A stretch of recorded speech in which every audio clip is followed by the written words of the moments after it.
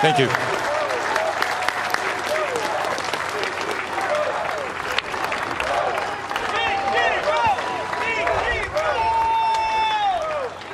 Today, I am feeling something I thought I would never know again.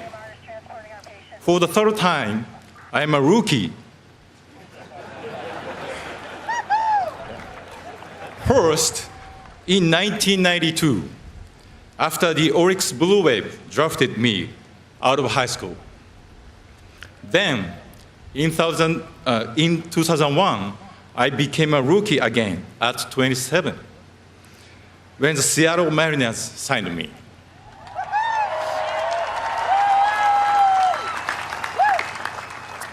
As I look over here now and see men like Rod Carew, George Brett, and Tony La Russa, I realize I'm a rookie again. Thank you for welcoming me so warmly into your great team.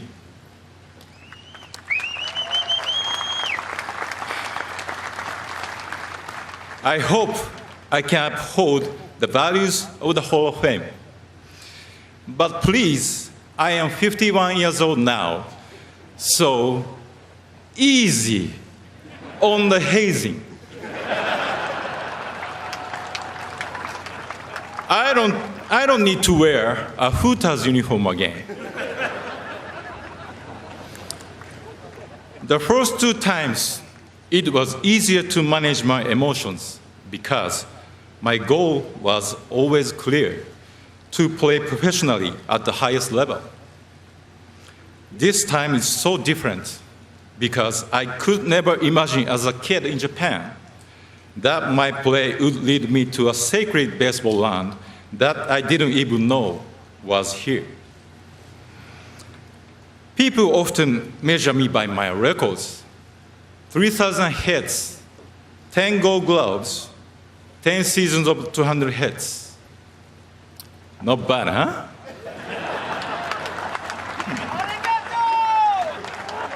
But the truth is, without baseball, you would say, this guy is such a dumbass. I have bad teammates, right? Bob Costas.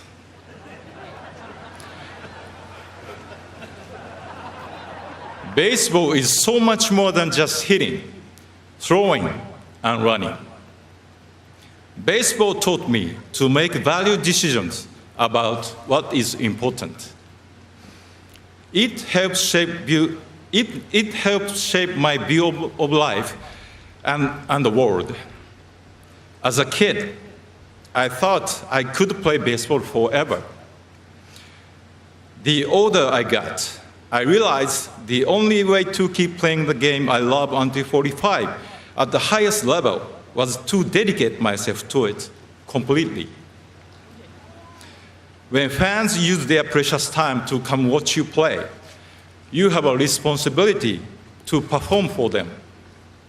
Whether we are winning by 10 or losing by 10, I felt my duty was to motivate it the same from opening day through game 162.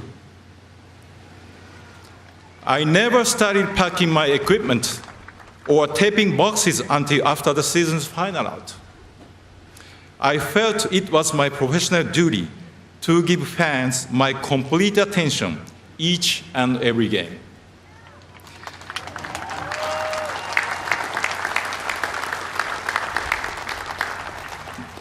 Fans deserve to be entertained whenever they choose to come. Baseball taught me what it means to be a professional, and I believe that is the main reason I am here today. Not because my skills are better than others. 3,000 hits or 262 hits in one season are achievements recognized by the writers, well, all but one of you.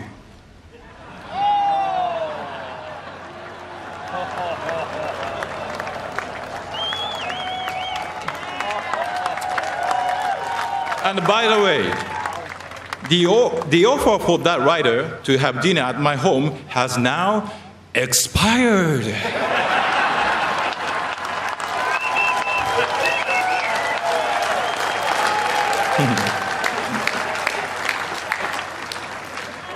I could not have achieved the numbers the writers recognized me for without paying attention to the many small details every single day, consistently for all 19 seasons. I personally cared for my equipment each day because I never wanted to risk a fielding error due to a loose string on my glove or a slip on the base pass because I didn't clean my spikes. Beyond the regular season, I had a serious routine in the off-season too.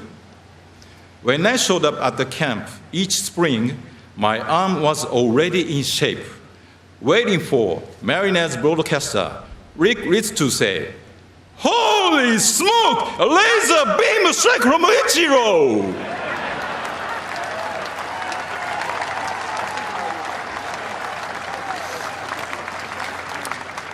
If you consistently do the little things, there's no limit what you can achieve. Look at me. I'm 5'11" and 170 pounds. When I came to America, many people said I was too skinny to compete with bigger major leaguers. The first time I ran out on the field, I was in awe of the competition. But I knew if I stuck to my beliefs about preparation, I could overcome the doubts, even my own. I have been asked, what's the best thing you can do for your team? My answer is taking responsibility for yourself. Being responsible for yourself means answering to yourself. When you go home at night and wonder why you didn't get a hit or you didn't make a catch, the honest answer is not because a great pitcher beat you or a tough sun was in your eyes. It's because there was something you could have done better. By taking responsibility for yourself, you support your teammates and you don't cheat the fans.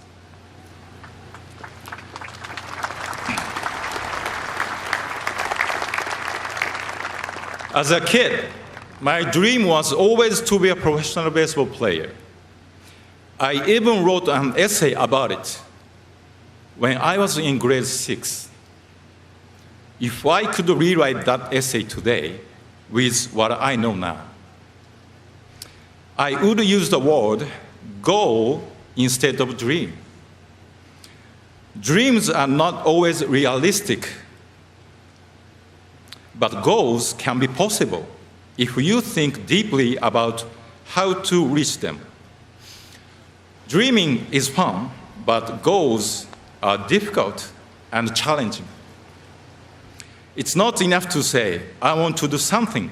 If you are serious about it, you must think critically about what is necessary to achieve it.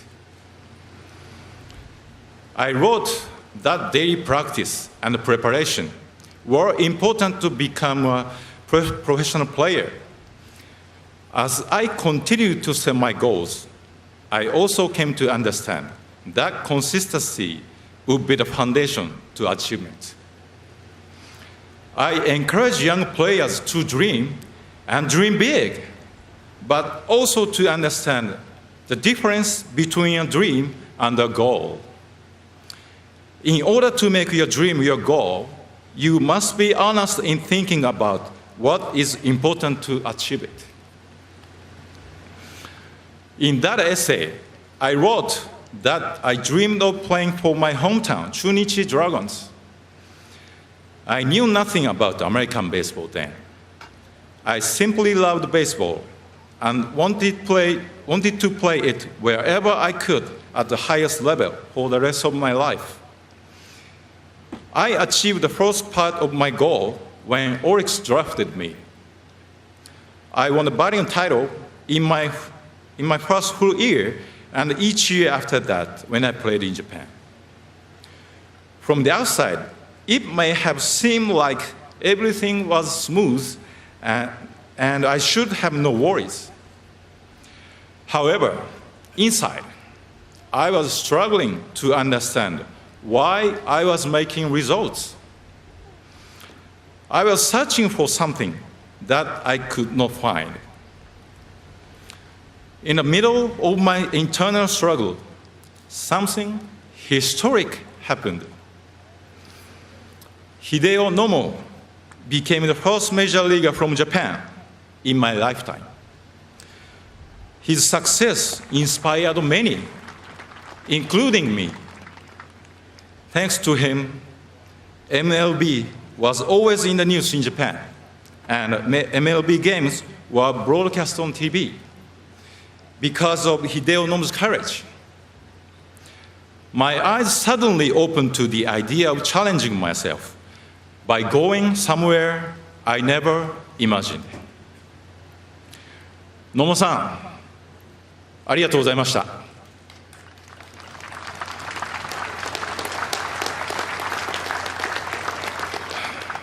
I am grateful to the Oryx Blue Wave for allowing me to challenge myself in MLB. I am also grateful to the Seattle Mariners for believing that I could become the first position player from Japan in American baseball.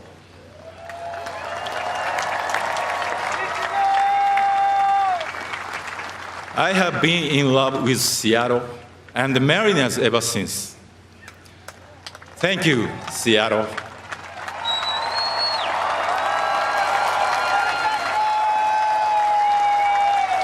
I am thrilled that this great honor reunites me with the general manager who signed me, Pat Gillick. Thank you to Pat and the owners and executives back then, Hiroshi Yamauchi, Howard Lincoln, Chuck Armstrong, and the rest of the Mariners team. To current executives, John Stanton, Jerry DiPoto, Kevin Martinez, and the rest. Thank you for bringing me back to the place I belong and allowing me to make Seattle my permanent home.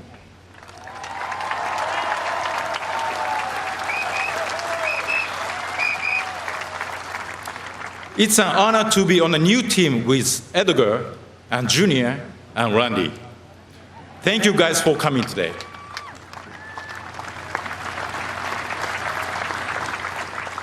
Thank you to the New York Yankees. I know you guys are really here today for Sissy. But that's okay. He deserves your love. I enjoyed my 2.5 years in pinstripes, and I thank you for letting me experience the great leadership of Derek Jeter and your organization's proud culture.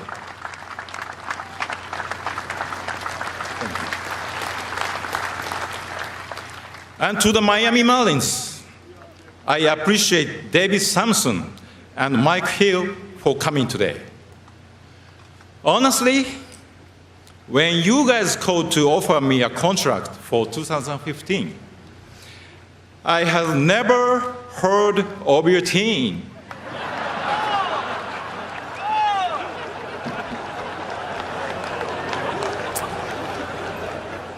But I came to love my time in South Florida. Even in my mid-40s, I grew as a player, surrounded by all those young, talented teammates. The way they jumped out of the dugout in Colorado to celebrate my 3,000th hit is something I will never forget.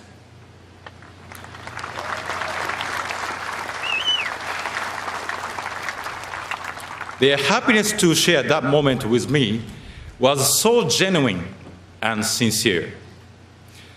Thank you for giving me the chance to reach 3,000 hit as a Marlin and with those teammates.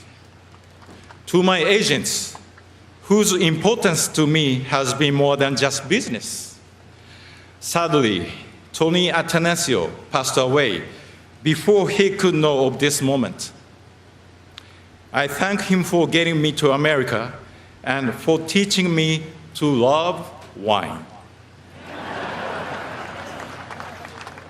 and to John Buggs, who believed I could still play at 42 and has been passionate towards my career ever since. Thank you to my longtime interpreter, Alan Turner, and his family for supporting me wherever I decided to play.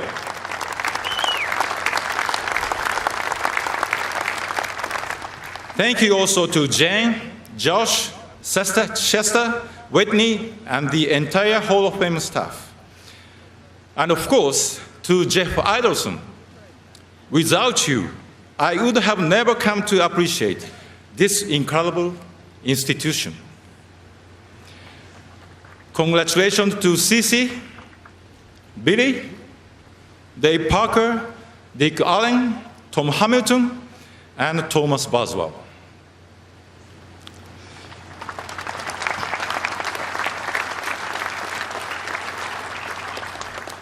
I think you can imagine there was much doubt when I decided to try becoming the first position player from Japan in MLB. But it was more than just doubt. There was criticism and negativity. Someone even said to me, "Don't embarrass the nation." The person who supported me the most was my wife, Yumiko.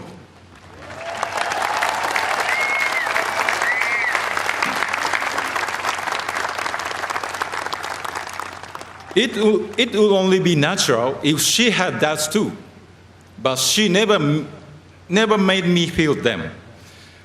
All of her energy was focused on supporting and encouraging me. For 19 seasons in Seattle, New York, and Miami, she made sure that our home was always happy and positive. I tried to be consistent as a player, but she's the most consistent teammate I ever had.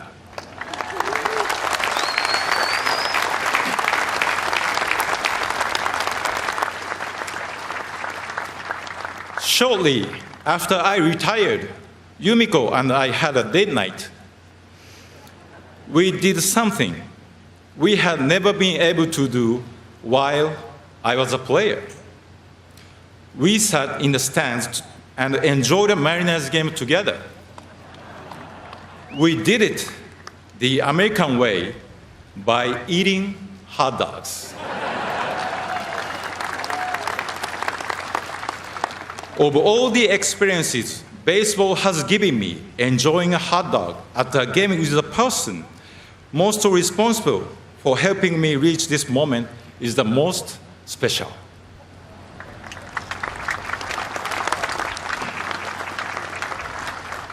Going into America's Baseball Hall of Fame was never my goal.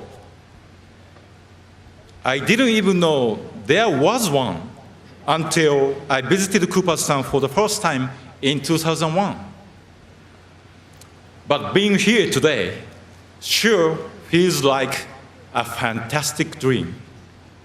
Thank you.